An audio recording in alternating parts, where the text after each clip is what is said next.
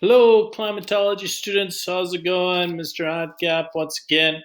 Today, I'd like to talk a little bit about global winds. And wind, in its simplest form, is just that movement of air.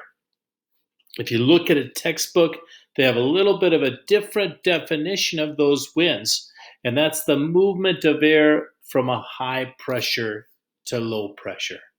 And what creates high pressure on Earth is oftentimes that change in temperature. When it's cold air, that air sinks, creates a high pressure. And when it's warm air, that air rises, creates a low pressure. So on Earth, I have a little diagram here.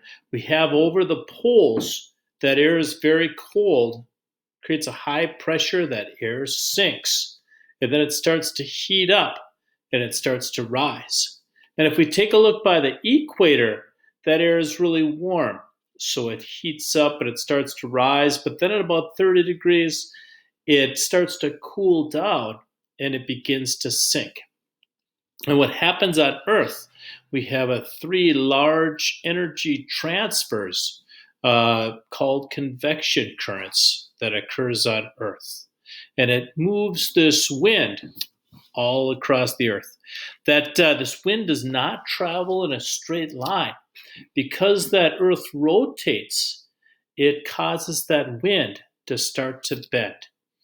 And they have a term for this. It's called the Coriolis effect, the bend in the wind and water due to the rotation of the Earth.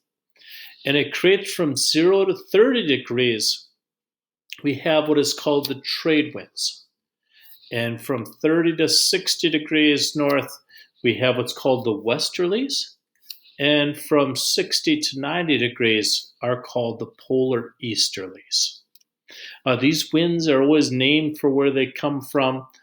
So it comes from the poles. It's called the polar easterlies.